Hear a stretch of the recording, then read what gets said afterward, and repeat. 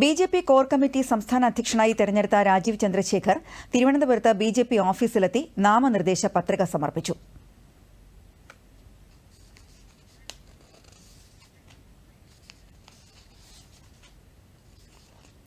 കേന്ദ്രമന്ത്രിമാരായ ജോർജ് കുര്യൻ, സുരേഷ് ഗോപി, മുൻ കേന്ദ്ര സഹമന്ത്രി വി. മുരളീധരൻ, കെ. സുരേന്ദ്രൻ, പി.കെ. കൃഷ്ണദാസ്, എം.ടി. രമേശ് എന്നിവരടക്കമുള്ള നേതാക്കൾ സന്നിഹിതരായിരുന്നു. രാജീവ് ചന്ദ്രശേഖരനെ അധ്യക്ഷനായി തെരഞ്ഞെടുത്തത് ഏകകണ്ഠമായാണെന്നും പാർട്ടിയെ ശക്തമായി മുന്നോട്ട് നയിക്കാൻ രാജീവ് ചന്ദ്രശേഖരന് കഴിയുമെന്നും ബി.ജെ.പി നേതാവ് ശോഭാ സുരേന്ദ്രൻ മാധ്യമങ്ങളോട് പ്രതികരിച്ചു.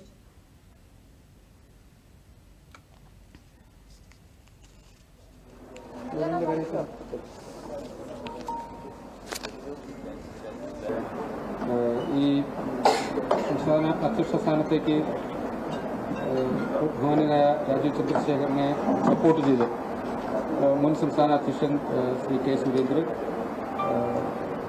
ബഹുമാന്യനായ കേന്ദ്രമന്ത്രി സുരേഷ് ഗോപി, ശ്രീ ജോർജ് കുര്യൻ, വി. മുരളീധരൻ, ശ്രീ കുമ്മനം രാജശേഖരൻ, ശ്രീ പി.കെ. കൃഷ്ണദാസ്, ശ്രീ എ.എൻ. രാധാകൃഷ്ണൻ, ശ്രീ എം.ടി. രമേശ്, ശ്രീ കൃഷ്ണകുമാർ, ശ്രീ പി. സുധീർ,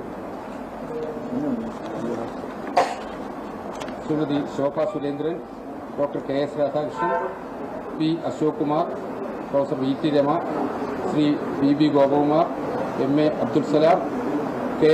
രാമൻപിള്ള, എം. വി. ഗോപകുമാർ, ശ്രീ വി. വി. രാജേഷ് ഇത്രയും ആളുകൾ ആണ് പ്രപ്പോസ് ചെയ്തിരിക്കുന്നത്.